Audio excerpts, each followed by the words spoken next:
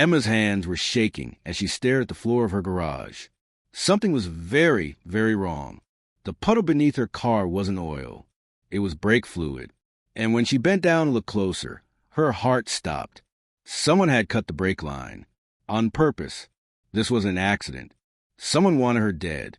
3 months earlier, life had felt perfect. Emma Wilson lived in a beautiful house in Cascade Heights, the fancy part of Atlanta where the trees were tall and the lawns were always green. She had a loving 6-year-old daughter named Lily who laughed like sunshine. Her husband Marcus worked at a big company downtown, and they'd been married for 8 years. But lately, something had changed. Marcus came home late. He smiled at his phone in secret. When Emma walked into rooms, he'd quickly close his laptop. At dinner, he barely looked at her. It was like living with a ghost, someone who looked like her husband but felt like a stranger. "Daddy, will you play dolls with me?"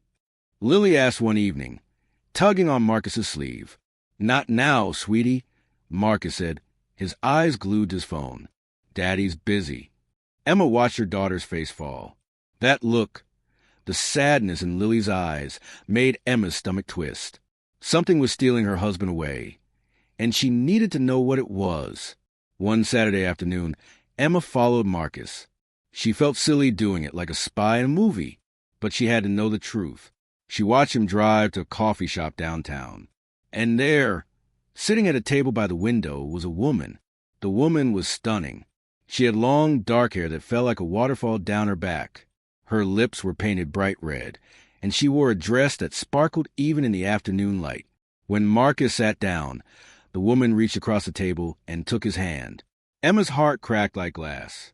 She didn't go inside. She couldn't.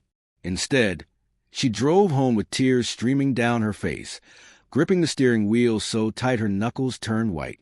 That night, Marcus came home smelling like expensive perfume. "Who is she?"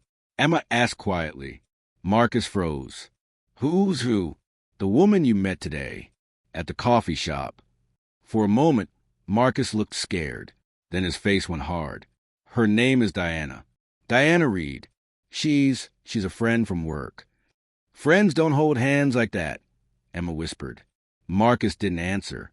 He just walked upstairs, leaving Emma standing alone in the kitchen. Over the next few weeks, Diana became like a shadow in their lives. Marcus talked about her constantly. "Diana thinks this. Diana said that." It was like Diana, Diana, Diana, over and over until Emma wanted to scream. Then one day, Diana showed up at their house.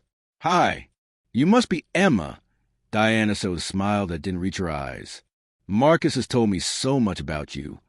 Emma forced herself to smile back. "Nice to meet you." But it wasn't nice. Diana's eyes were cold, like a snake's. She walked through Emma's house like she owned it, touching the pictures on the walls, running her fingers along the furniture. When she looked at Lily, something dark flickered in her expression. "What pretty little girl," Diana said. But the way she said it made Emma's skin crawl. After Diana left, Emma felt sick. This woman wasn't just stealing her husband. She was dangerous. Emma could feel it in her bones. That's when Emma started paying attention. Really paying attention. She noticed Diana's text on Marcus's phone when he left on the counter. Messages that said things like, "Soon, everything will be ours," and "She won't be a problem much longer." She watched Diana's face when she thought no one was looking, how the sweet smile would drop away, replaced by something mean and hungry. And then came the day Emma found the puddle in the garage. Emma's legs felt like jelly as she stared at the cut brake line. If she had driven Lily to school that morning, if she had gone down the steep hill on Cascade Road, they both could have died.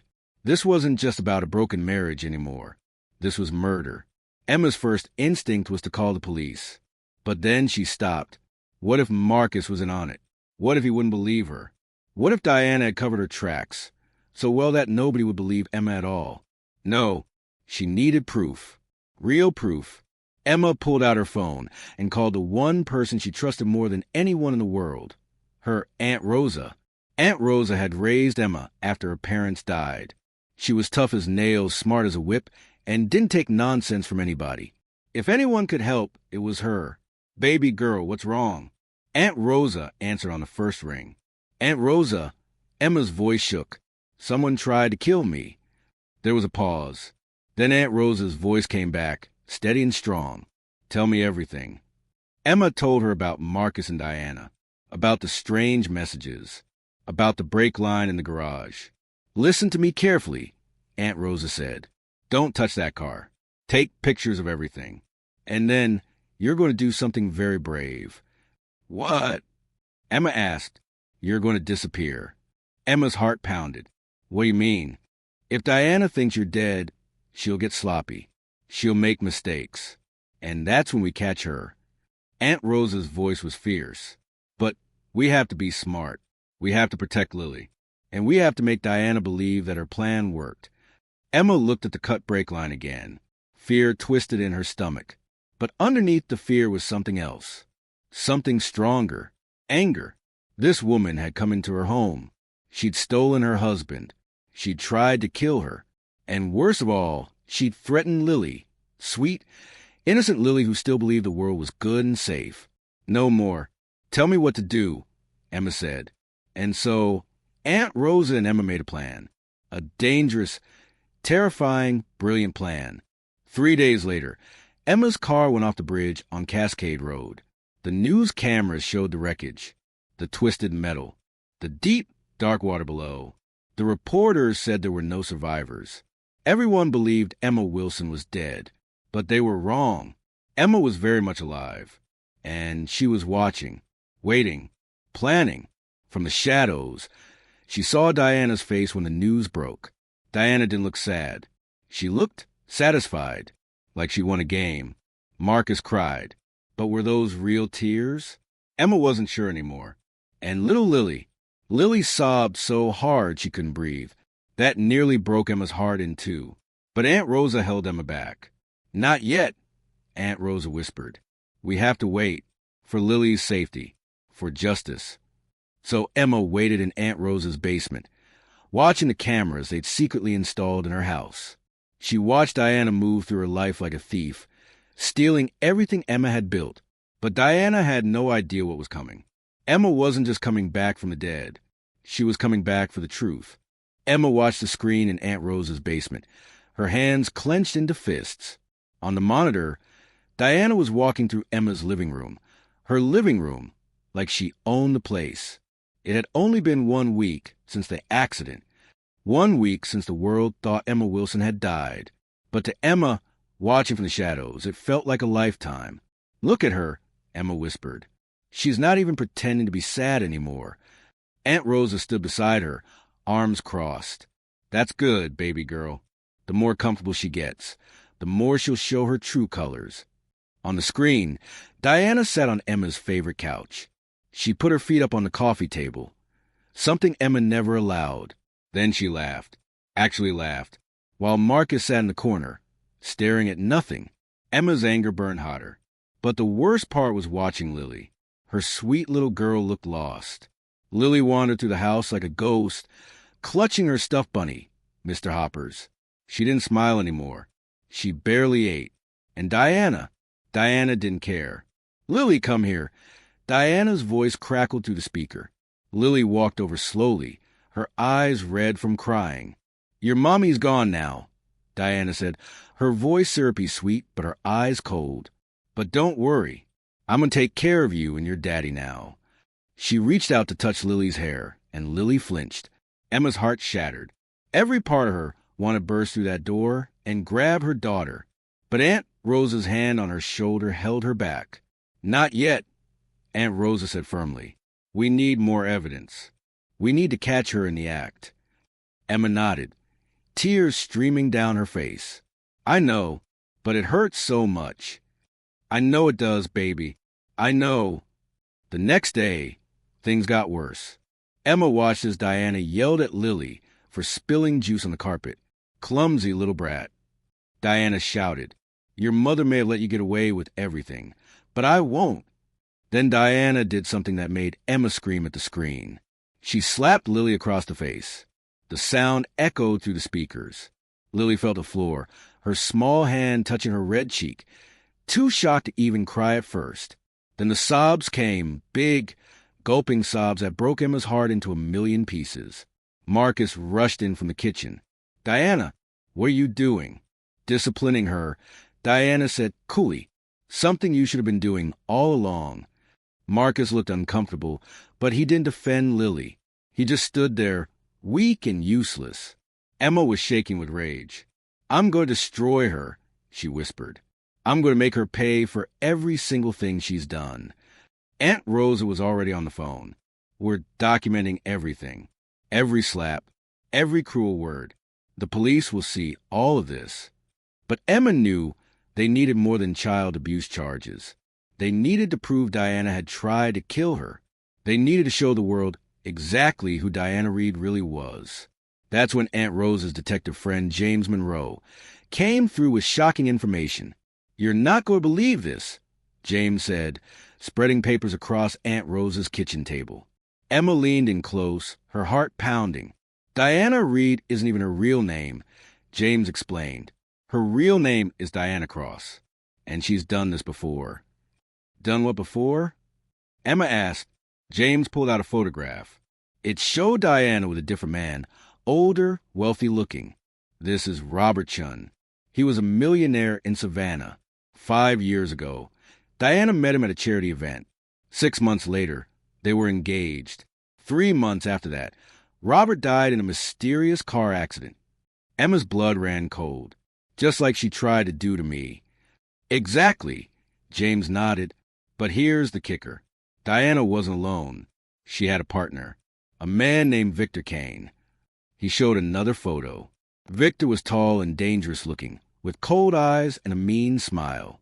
"Victor does the dirty work," James continued. "He cuts brake lines, tampers with gas lines, stages accidents. Diana finds wealthy men, seduces them, and then they both collect the insurance money.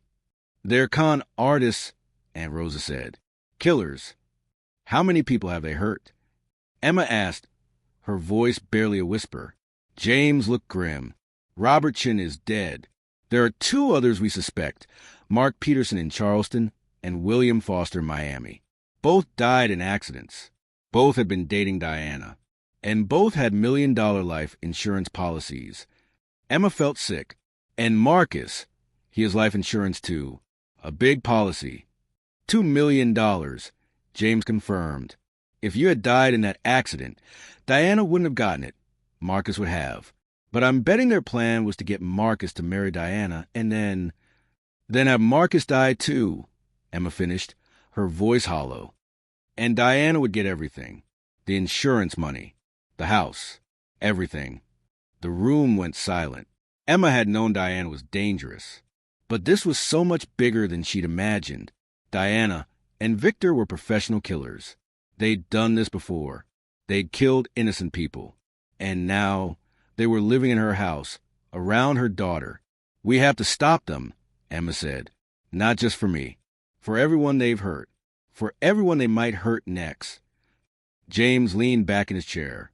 "The good news is we have enough to bring them down.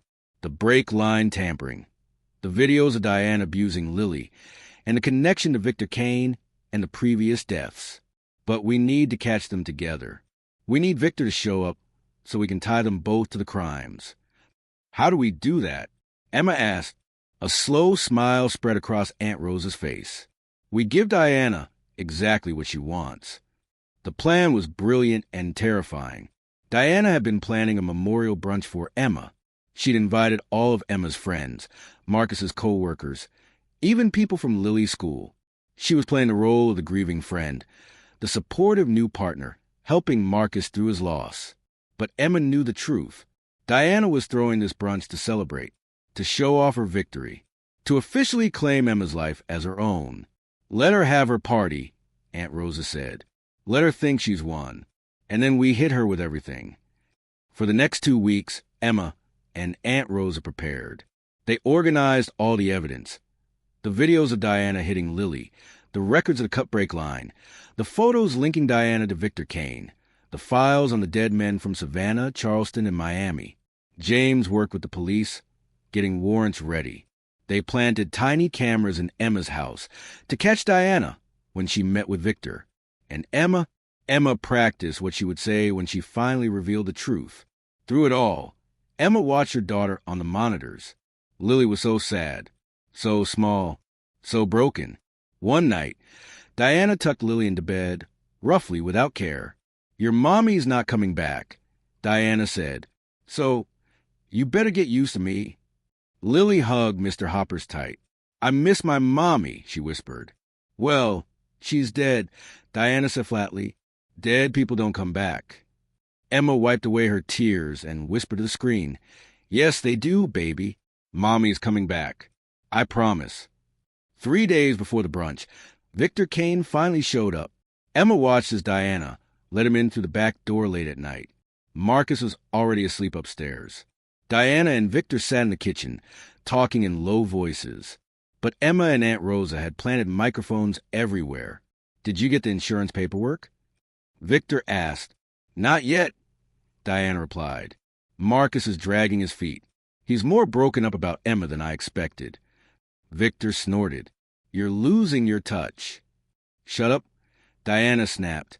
"I'll get the money. I always do." "You better. I did my part. Cut those brakes perfectly." She went right off that bridge, just like the plan. Emma's hands trembled. There it was. Victor admitting he'd tried to kill her. On camera. On audio. And the next part? Diana asked quietly. "Marcus." Victor smiled. "Give it 6 months. Let things settle. Then we'll stage another accident. Maybe a house fire this time. You'll be the heartbroken widow. You'll get everything." "What about the kid?" Victor asked. Diana shrugged. "Foster care, I guess. Who cares?" Emma had to cover her mouth to keep from screaming. They were planning to kill Marcus. To take everything. To throw Lily away like garbage. Aunt Rosa grabbed Emma's hand. "We've got them. We've got everything we need." James had been listening too. "The police are ready. We move at the brunch. In front of everyone." Emma nodded, her fear melting away, replaced by something stronger. Purpose. "Diana thinks she's throwing a memorial," Emma said quietly. "But it's going to be her trial." The morning of the brunch arrived. Emma dressed carefully in Aunt Rosa's house, her hands steady now. She looked at herself in the mirror. She looked different, thinner, tired, but there was steel in her eyes now. "You ready, baby girl?" Aunt Rosa asked. Emma thought about Lily, about Marcus, about all the people Diana and Victor had hurt. "I'm ready," Emma said, at Emma's house. Diana was setting up the brunch, a fake smile plastered on her face. Guests were arriving, friends, family, neighbors, everyone who thought they were coming to remember Emma Wilson. They had no idea they were about to see her come back from the dead. Emma and Aunt Rosa drove to the house, parking down the street. Police cars waited nearby, hidden. James gave Emma a tiny microphone to wear under her jacket. "Remember," James said, "we need her to confess. Get her talking. Get her to admit what she did." Emma nodded. "I will." She took a deep breath and looked at Aunt Rosa. "Let's go get my daughter back," Emma said. And with that, Emma Wilson walked toward her house, ready to expose the woman who had tried to steal everything, and almost succeeded. The house was full of people. Emma could hear them through the front door, voices talking softly, the clink of glasses, sad music playing in the background. Her house, her friends, her life, and Diana was in there, pretending to be the hero of the story. Emma's heart pounded as she stood on the porch. Aunt Rosa squeezed her hand. "You've got this, baby girl. Remember, you're not just doing this for you. You're doing this for Lily, for all of Diana's victims, for every woman who's ever been betrayed." Emma nodded and straightened her shoulders. Then she opened the door. For a moment, nobody noticed her. The living room was packed with people holding plates of food, sharing memories of Emma. There were photos of her everywhere, on the mantel, on the walls, even a big poster by the fireplace that said, "In loving memory of Emma Wilson." Then someone saw her. Mrs. Chun from next door dropped her glass. It shattered on the floor. "Oh my God," she whispered. One by one, heads turned, mouths fell open. Someone screamed. Emma stepped into the room, very much alive. "Hello, everyone." Emma said calmly. I hear you're having a party for me. The room exploded. People shouted. Some cried. Some rushed toward her. But Emma's eyes were locked on one person. Diana. Diana stood frozen by the kitchen door, her face white as a ghost. Her mouth open and closed like a fish, but no sound came out. Surprised to see me, Diana? Emma asked, walking closer. Marcus pushed through the crowd. Emma? Emma, how? You died. The car, the bridge. He looked like he might faint. I didn't die, Marcus, Emma said, her voice strong and clear. Someone tried to kill me, but I survived, and I've been watching, waiting, learning the truth. She turned back to Diana, who had recovered enough to put on a shaky smile. Emma, thank God you're alive. This is a miracle. You thought I was dead, Emma interrupted. That's what you wanted, wasn't it, Diana?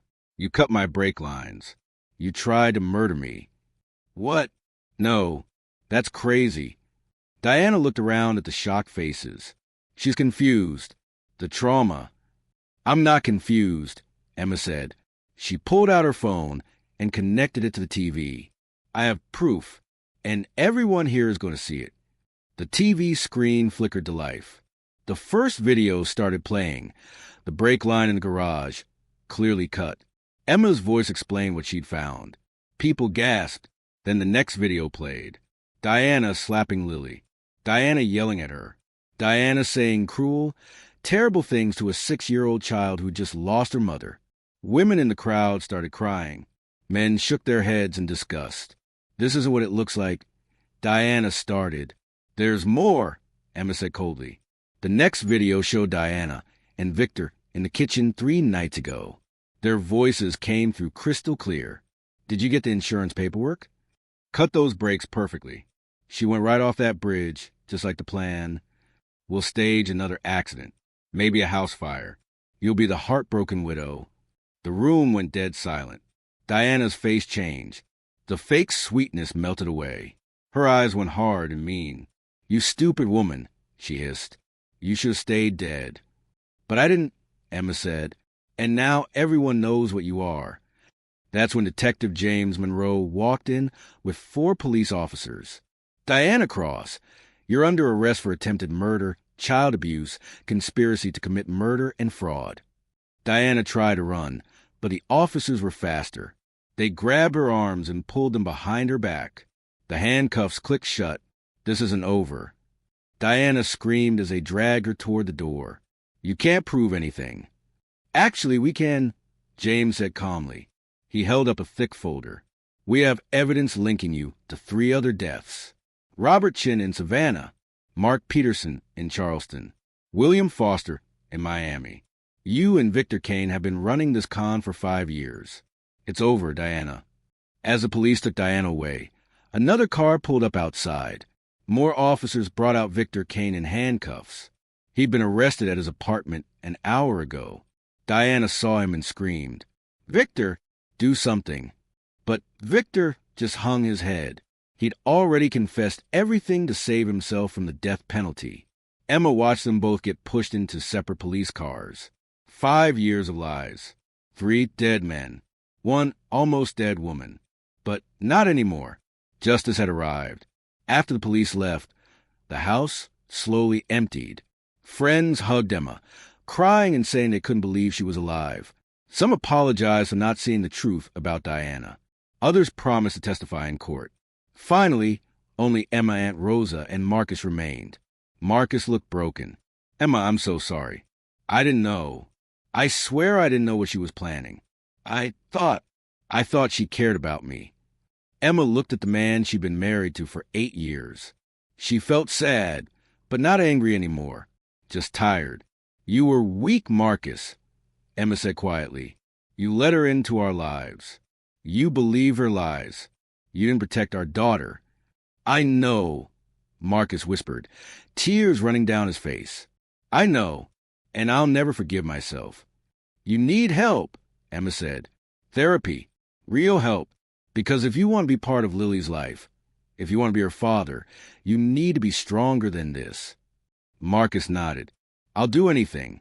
Anything. We'll see, Emma said. Then she heard little footsteps on the stairs. Mommy? Emma's heart stopped.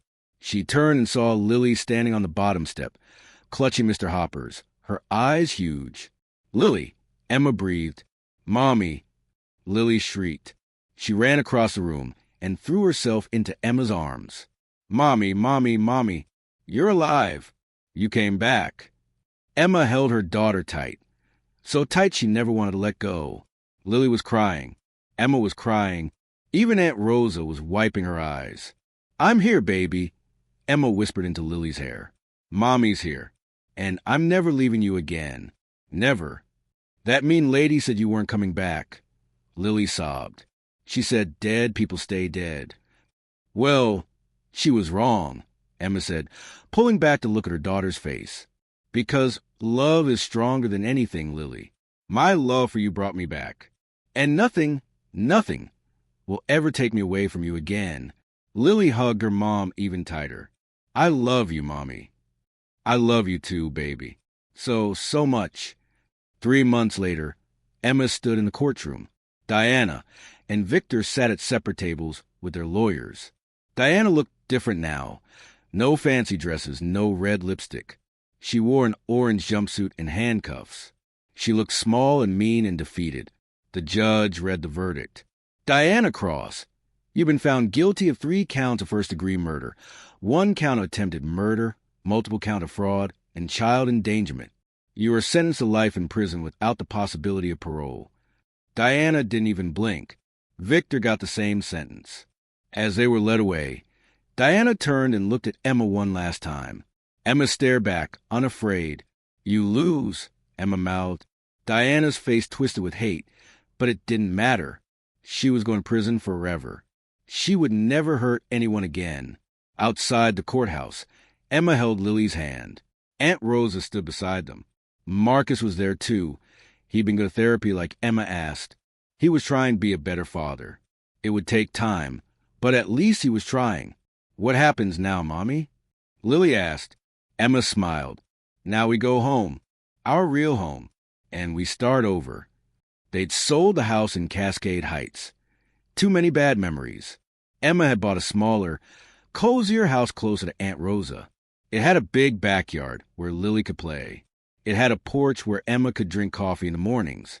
It felt safe. But Emma wasn't just starting over for herself. She had a bigger plan. 6 months after the trial, Emma opened the doors to her new nonprofit organization. She called it Still Here for Women. The office was small but bright, with comfortable chairs and warm colors.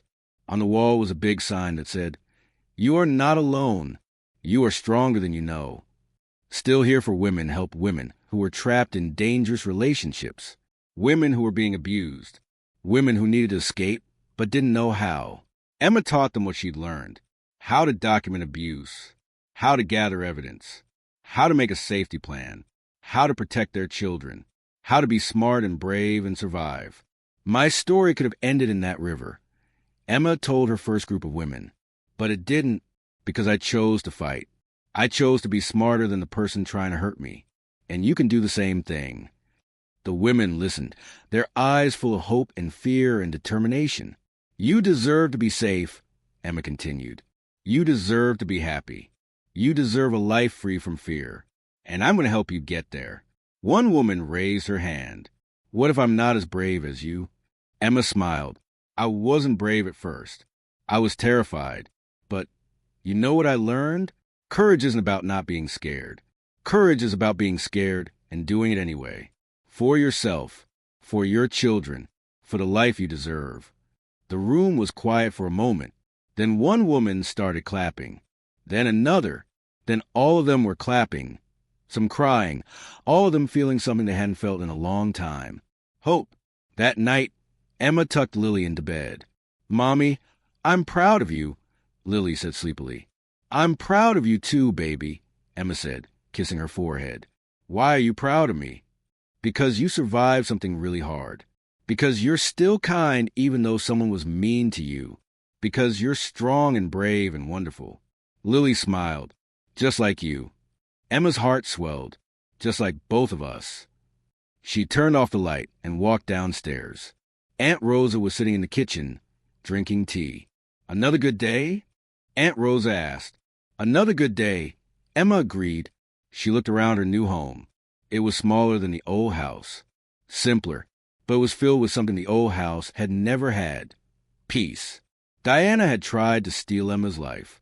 She'd tried to take everything: her husband, her home, her child, her very existence. But she'd failed, because Emma had fought back. She'd been smarter, stronger, braver, and now she was helping other women do the same thing. "You know what the best part is?" Emma said to Aunt Rosa. "What's that?" "Diana wanted to erase me, make me disappear. But instead, she gave me a purpose. She turned me into someone who saves lives." Aunt Rosa smiled. "That's called justice, baby girl. And a little bit of poetry." Emma laughed. Real laughter. The kind she hadn't felt in so long. Outside, the stars were shining. A new day would come tomorrow, and Emma Wilson would be there to see it. She was still here, and she always would be. The end. A message for you. Did Emma's story touch your heart? Did it make you think about the strength we all have inside us, even when things seem impossible? If the story moved you, here's what you can do. Share this story with someone who needs to hear it. Maybe you know someone who's going through a hard time. Maybe they need to know they're not alone. Leave a comment below telling us what part of the story touched you most, where you're reading from in the world, your own thoughts about courage and survival support real organizations like Still Here for Women in your community. There are real women out there who need help escaping dangerous situations. Your support can save lives. Remember Emma's lesson. Courage isn't about not being scared. It's about being scared and doing it anyway. Your voice matters. Your story matters. You matter. If you enjoyed this story, hit that like button and share it with others. Every share helps this message of hope reach someone who desperately needs it. Stay strong. Stay safe. And remember, you are still here for a reason. What did you think of Emma's journey? Drop a comment below and let's talk about it.